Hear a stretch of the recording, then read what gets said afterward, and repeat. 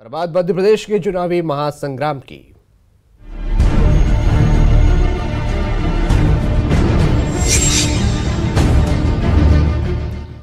कांग्रेसियों को रावण की औलाद करार देने वाले बीजेपी विधायक रामेश्वर शर्मा को बीजेपी प्रदेश अध्यक्ष राकेश सिंह ने नसीहत दी है। राकेश सिंह की माने तो नेताओं को बोलते वक्त कुछ बातों और शब्दों की मर्यादा का ध्यान रखना चाहिए। हालांकि राकेश सिंह ने रामेश्वर शर्मा का बचाव करते हुए कहा कि उन्होंने जो कहा था उसका आशय वो नहीं था जो निकाला गया। आपको बता दें कि बीजेपी विधायक रामेश्वर शर्मा ने अपने एक बयान में कांग्रेस को रावण की औलाद करार दिया था। कि जब हम कोई बात कहते हैं तो बोलते समय कुछ चीज़ों का हम सभी को ध्यान रखना चाहिए, कुछ बातों का हम सभी को ध्यान रखना चाहिए। निश्चित रूप से रामेश्वर शर्मा जी हमारे पार्टी के प्रदेश के उपाध्यक्ष हैं, बहुत अच्छे वक्ता हैं, उनका बोलने का आशय नहीं रहा होगा। शरद हमारे सहयोगी जुड़ गए। शरद, ये बड़ी अजीबोगरीब बात राजनीतिक दलों के सामने आती है। नेता बयान देते हैं, कुछ भी उनकी जुबान फिसल जाती है, कहा जाता है आपत्तिजनक बयान देते हैं, फिर उनके जो सीनियर होते हैं या अध्यक्ष होते हैं वो कहते हैं मर्यादा रखनी चाहिए, नसीहत दी जाती है। तो ये सवाल ये उठता है कि क्या नसीहत देने के बावजूद जानबूझकर ये जुबान फिसलती है या इसे एक सियासी तरीका माना जाए बहस? अभिषेक, देखिए दोनों ही बातें सही है। ये कह सकते हैं कि जो उनकी जुबान है नेताओं की वो जानबूझकर फिसलती है। इसमें भी कई बार ऐसा होता है कि वाकई में ये बात सच होती है। और रामेश्वर शर्मा जैसे जो नेता है, दरअसल ऐसा नहीं है कि उन्होंने पहली बार कोई विवादित बयान दिया हो, इससे पहले भी वो इस तरीके के बयान देते रहे हैं। और कल जब उन्होंने ये कहा कि जो कांग्रेस है वो रावण की वंशज है, उसका उन्होंने तुलना कर दी उससे, तो ये बयान भी उन्होंने सोची समझी रणनीति के तहत ही दिया हो। और इस तरीके के जो बयान है वो आपको मालूम है कि कई बार नेता खुद को सुर्खियों में बनाए रखने के लिए देते हैं।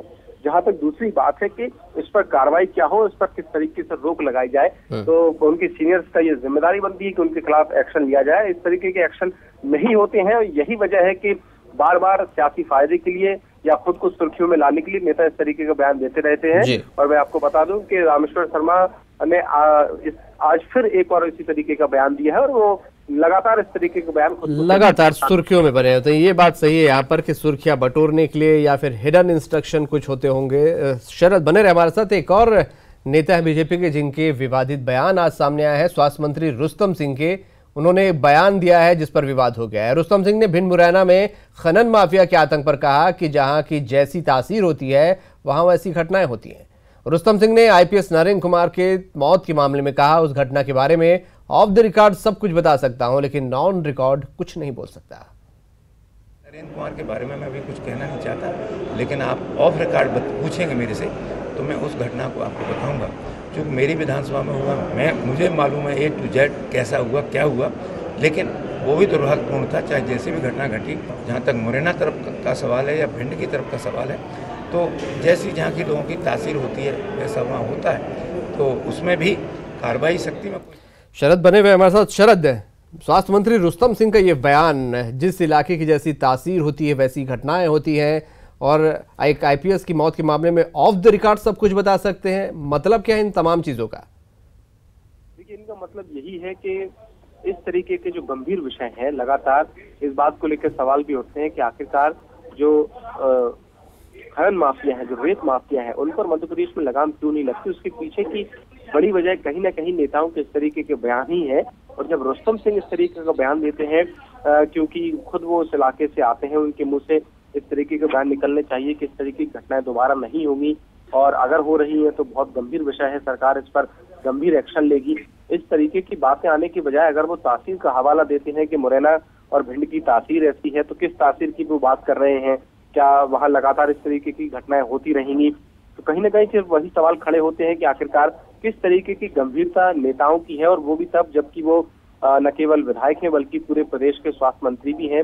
बड़ा ओहदा है राजनीति में उनका, और बड़ी घटनाएं जिस तरीके से भिंड और मुरैना में लगातार सामने आती है उसको लेकर उन्होंने ये बयान दिया है। जहां तक बात आईपीएस नरेंद्र की मौत की बात है, तो दरअसल ये एक बहुत गंभीर घटना थी। मुरैना में खनन माफियाओं की ओर से की गई एक बड़ी घटना थी जिसमें आईपीएस की जान गई थी। उसको लेकर वो एक तरीके से सवालिया निशान लगा रहे थे कि उसकी दरअसल हकीकत क्या है। वो कैमरे के पीछे बताने के लिए तैयार है, जबकि वो खुला एक तरीके से केस था जिसमें बिल्कुल यही सवाल यहाँ पर उठ रहे हैं कि ऐसा क्या है जो ऑन द रिकॉर्ड मंत्री जी इस मामले में नहीं बोल सकते। ये एक बड़ा सवाल है, निशान है जो जनता भी जानना चाह रही है। शुक्रिया शरद आपका। रतलाम में कांग्रेस वरिष्ठ नेता दिग्विजय सिंह ने सीएम शिवराज सिंह को खुली चुनौती दी। उन्होंने कहा कि मेरे 10 साल और उनके 15 साल, देखे आपने क्या किया और मैंने क्या किया। दरअसल दिग्विजय सिंह का इशारा व्यापम, ई टेंडरिंग, कुपोषण जैसे घोटाले की ओर था, जिसे लेकर उन्होंने प्रदेश सरकार पर सवाल खड़े किए। शिवराज और सिंधिया में से एक को चुनने के सवाल पर भी दिग्विजय सिंह बोले कि सिंधिया आकर्षक चेहरा और अच्छा भाषण देने वाले नेता हैं और वो खुद की बात रख रहे हैं तो कोई बुराई नहीं। मेरे कार्यकाल की वो बात करते हैं तो मैं चुनौती देता हूं उनको कि आए, 10 साल मेरे और 15 साल उनके हो जाए, आपने क्या किया और मैंने क्या किया। प्रदेश में कुपोषण बढ़ रहा है, गरीबों की संख्या बढ़ गई है। कांग्रेस की सरकार में गरीबों की संख्या कम हुई थी, लेकिन अब गरीबों की संख्या। सिंधिया जी का सवाल है, एक आकर्षक चेहरा है और आकर्षक चेहरा के साथ अच्छा भाषण देते हैं तो उसमें अपनी बात अगर वो कहते हैं, अपने ढंग से कहते हैं, उसमें किसी भी एतराज नहीं होना चाहिए।